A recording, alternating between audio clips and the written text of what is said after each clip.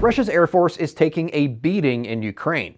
The Russians still maintain air superiority, though, and with some new innovations to their drone fleet, the Russians are ready for a winter of warfare unlike anything we've seen yet. Since the start of the war, Ukraine says it destroyed 324 Russian jet fighters and bombers, and another 324 helicopters. Those exact figures cannot be confirmed, but open source intelligence puts both Russian fixed-wing aircraft and helicopter losses at around 300 for each category, so we're in the same ballpark.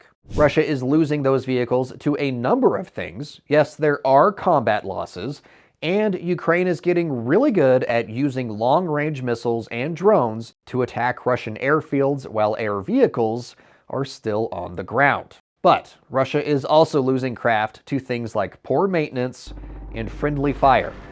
Ukraine's Air Force said Russian air defense missiles shot down a Russian Su-25 jet bomber on December 17th. The day before, Ukraine blew up a Su-34 bomber during an attack on a Russian airbase. Now, like I said earlier, despite these losses, Russia still has a notable advantage in terms of air power over Ukraine. To maintain that edge, though, Russia is relying less on traditional aircraft and more on drones.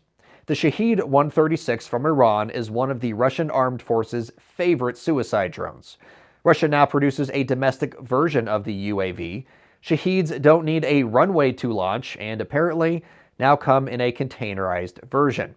The spokesman for Ukraine's Air Force confirmed this latest development. Putting Shaheds in what look like shipping containers doesn't just help hide the drones. It also makes their launch site much less predictable. Russia can probe Ukraine's air defenses and reposition quickly if they find a hole.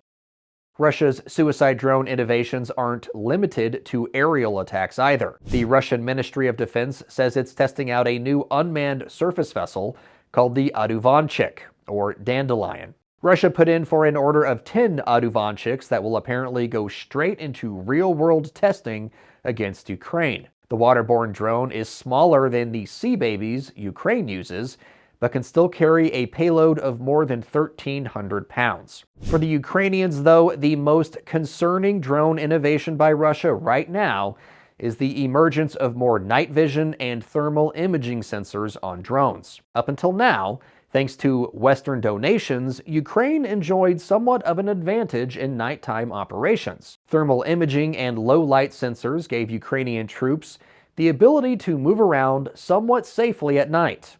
Not anymore, though.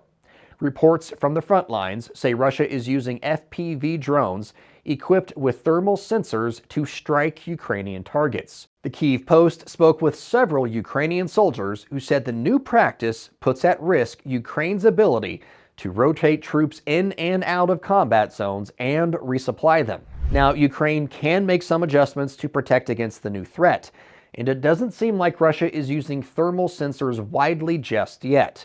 But when it comes to thermal imaging, there's only so much heat you can mask, which is why many troops on Ukraine's front lines are saying this is a serious problem, and they're worried about what could happen if Russia were able to field suicide drones equipped with thermal sensors at an industrial scale.